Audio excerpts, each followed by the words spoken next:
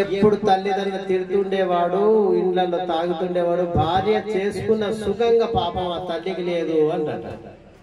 ఇన్న తర్వాత గురుగారి దగ్గరకు వచ్చి, గురుగారు ఈయన శరీరం వదిలిపెట్టిన తర్వాత ఇట్లా ఆయన వాళ్ళు తిడుతున్నారు నాయన అంటే అండట, ఈడు నరకానికి పోయిండ్రా అంట.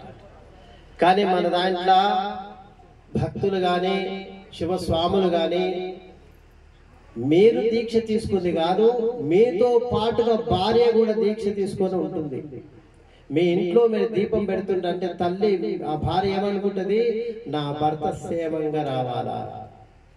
కానీ మనలో ఎంతమంది చేస్తుంటారు. నేను ఒక స్వామి ఆడ నాయన ఆశ్రమం కాడ మన మహాపడి పూజ అయినప్పుడు ఓ తల్లి ఏడ్చింది, నానా మీరు మంచి మాటలు చెప్పింది కానీ నా భర్త నన్ను రోజు తిడుతుండు కొడుతుండు, ఇదెక్కడి ధర్మం నాయన, నువ్వు చెప్పింది నాకే చెవులు ఇని శరీరం నిక్కపొడిచింది, నా భర్తకు రాకుండా వచ్చినా. దయచేసి భార్యని, తల్లిదండ్రులని, జన్మనిచ్చిన తల్లిదండ్రులని, మనకు భూమాతని, భరతమాతని, మన ఊరుని జీవితాంతం మరవకుండా ఉండండి. అట్లాగా ఆయన అన్నందుకు వీడు నరకానికి పోయినని చెప్పాడు గురుగారు. ఇంకా మళ్ళీ ఒకసారి పోయినప్పుడు మన సరగానికి ఎట్లా పోతారు గురుగారు అంటే, మళ్ళీ ఒకరు పోయినప్పుడు చూసిరా పోరా అంటే వాడికి పోతే, అయ్యో పాప మంచోడు ఉండయ్యా, భర్త ఎంత బాగా చూసుకునేది, మమ్మల్ని ఎవరైనా ప్రేమగా చూసుకునేది, ధర్మాన్ని గురించి రెండు మాటలు మంచి మాట్లాడేది, అంత ధర్మం గురించి చెప్తున్నాడు అన్నమాట. అందరు పోయి ఏడుస్తున్నాడు బాగా. గురుగారి దగ్గర పోయి, స్వామి ఈయన ఇంత మంచోడు ఉందని చెప్తుండ్రు అన్నమాట.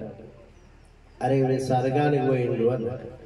అందుకే మనం ఇంతసేపు చెప్పినాం కదా, మన అందరి సరే ఒకరు తెలిసిన వాళ్ళు తెలియకో స్వామి చెప్పిండే, ఆయన ఊరో మాకు తెలియదు, మేమైతే మౌనం పాటించిన కాసేపు అనుకున్నాం కదా.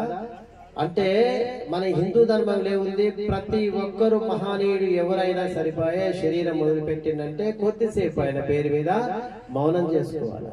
అంటే ఆయన కొన్ని ధర్మ మాటలు చెప్పినానికి కొద్దిసేపు మనం మౌనం చేసినందుకు తన ఆత్మ శాంతించి మళ్ళీ జన్మ మనకు జ్ఞాన రూపకంగా కలిగించాలని భగవంతుని వేడుకుందాము.